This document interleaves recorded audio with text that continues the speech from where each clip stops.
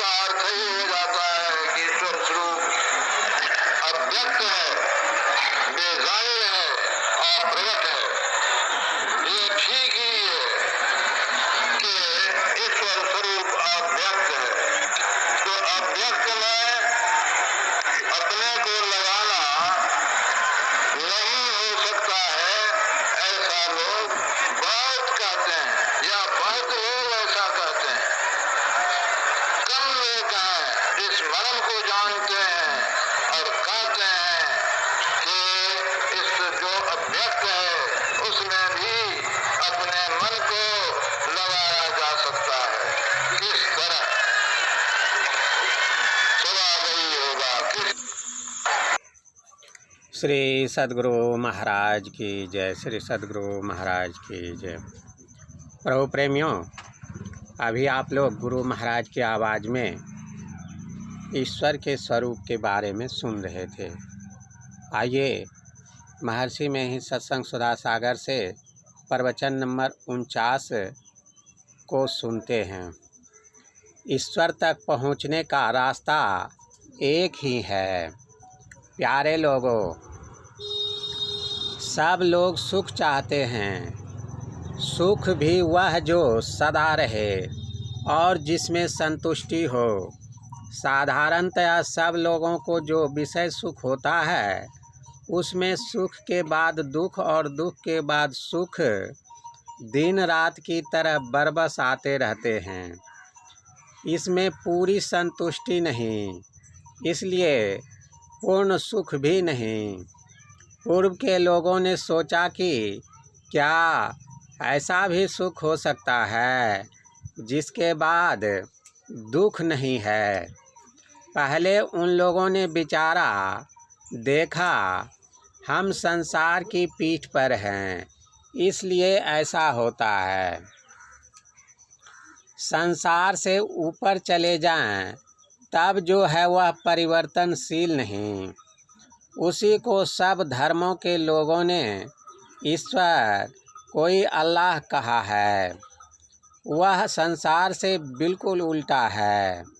संसार को पहचानने से पूर्ण सुख नहीं मिलता, पूर्ण संतुष्टि नहीं मिलती, किंतु संसार के परे का जो पदार्थ है उसको पाने से पूर्ण संतुष्टि और पूर्ण सुख होगा।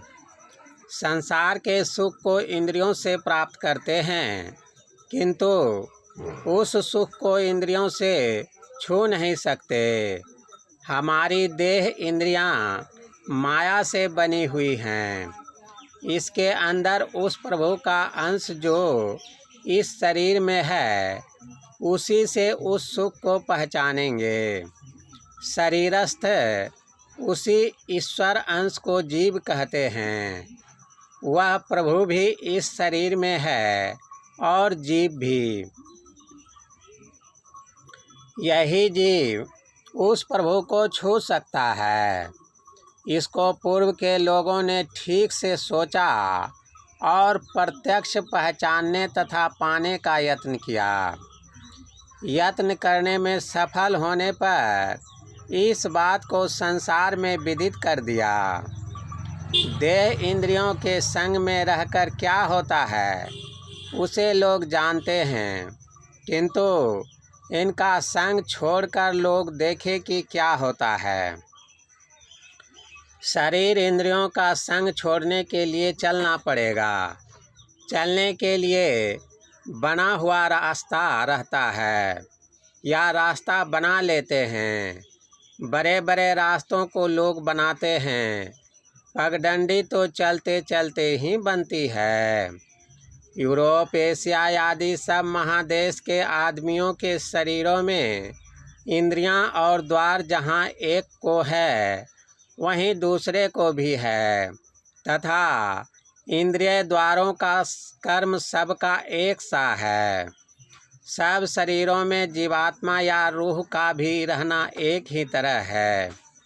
इसी तरह परमात्मा की ओर चलने का मार्ग भी सब शरीरों में एक ही तरह है।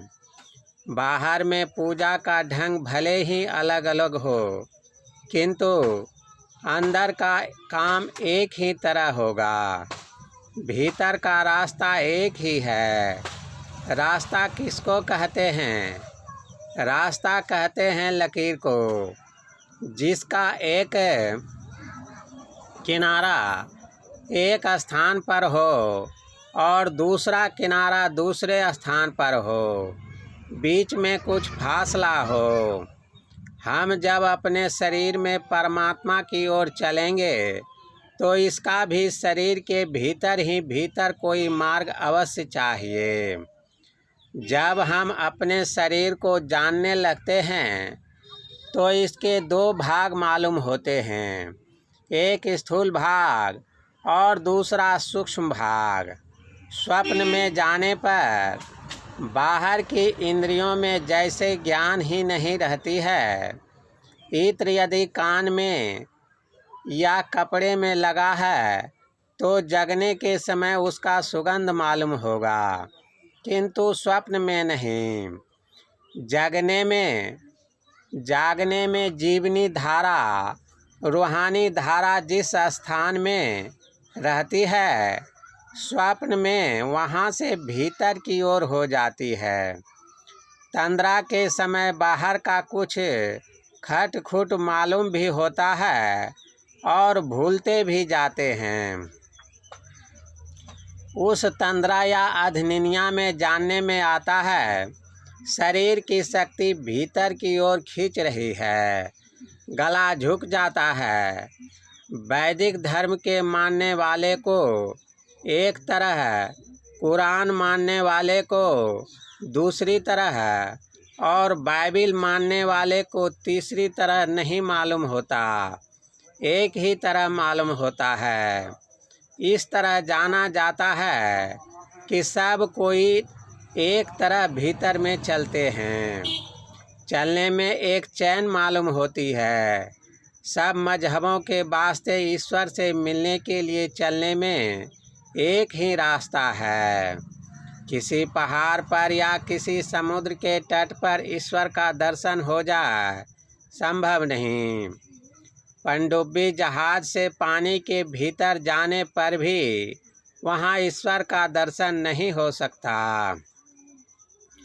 चाहे घर में बैठा रहे या मक्का या बद्री नारायण में, उसका दर्शन नहीं होगा। किंतु इन स्थानों में कहीं भी रहे, अपने अंदर अंदर चले तो वहीं दर्शन होगा। बाहर की दुनिया में चलने से शरीर और इंद्रियों से संग छूटता है। यह स्वप्न में जाने की स्वाभाविक क्रिया से जाना जाता है। भीतर में रवानगी के लिए ख्यालों को छोड़ना पड़ता है। बहुत चिंतित आदमी को नींद नहीं आती है। चिंताओं को, ख्यालों को छोड़ने से अंतर में प्रवेश करेंगे, ऐसा पहले के लोगों ने सिद्धांत निकाला। किसी प्रकार का ख्याल नहीं रहे, यह भी असंभव है। तो ग्रंथों में लिखा भी है कि अपने को किसी एक पर लगाओ। कोई राम, कोई शिव, कोई गुरु, किसी एक पर लगाते हैं। हमारे लिए, इसलिए हमारे यहाँ मूर्ति पूजन है कि बारंबार उसको देखो। बारंबार के दर्शन से उसका रूप अंदर में छप जाएगा, फिर उसका ध्यान करो। इसलिए नहीं कि केवल उसको दंडवत करके चले जाओ। लोग कहते हैं मिट्टी पत्थर या धातु पूजते हैं, तो मिट्टी पत्थर या कोई धातु नहीं पूजता है। वह जो उसी शकल को पूजता है, ध्यान करता है। बौद्ध धर्म के लोग बुद्ध की मूर्ति बनाते थे, इसलिए कि मूर्ति बनाते बनाते उसका रूप उसके हृदय में छप जाता था। कोई भी लिपि लिखो, जब वह दिमाग में छप जाता है तब लिखते हैं। वैदिक धर्म के अंदर भी ऐसे लोग हैं जिनको किसी मूर्ति का ध्यान करना पसंद नहीं होता, किंतु कोई मोटा रूप अवश्य लेते हैं। आज समाज में नारायण स्वामी एक साधु हुए। वे पहले बड़ा गोलाकार, फिर छोटा एवं प्रकार से छोटा बनाकर ध्यान करने को कहते हैं। कोई ओम लिखकर ध्यान करते हैं, कोई अल्लाह लिखकर ध्यान करते हैं। कहते हैं चांदी जैसे चमकने लगता है। कोई फनाफिल लिखकर ध्यान करते हैं, कोई मुर्शिद के चेहरे का ध्यान करते हैं। फनाफिल मुर्शिद हो जाते हैं। उनको विश्वास है कि फनाफिल मुर्शिद से फनाफिल रसूल हो जाएंगे और फिर वही अल्लाह हो जाएंगे। इसमें जिस किसी रूप पर अपनी श्रद्धा हो वह लीजिए। सांप्रदायिक खींच में नहीं पड़िए कि खास करके यही होना ही चाहिए। रूप के सहित नाम अवश्य रहेगा और ऊंचे दर्जे में जाकर नाम रहेगा और रूप नहीं रहेगा, अर्थात शकल नहीं रहेगा। निराकार नामी और नाम रहेगा। कोई ना कोई एक शब्द जपना, वह भी एक पर अपने को लगाना है। किसी एक रूप पर मन लगाना, यह भी मन को एक और करना है, किंतु यह पूर्ण रूप से एक और होना नहीं है। वर्णात्मक शब्दों का टुकड़ा वर्णों में होता है और मूर्ति का अंग प्रत्यंग में। शब्द जपने में और रूप ध्यान करने में कुछ भी फैलाव है, पूर्ण सिमटाव नहीं। इसलिए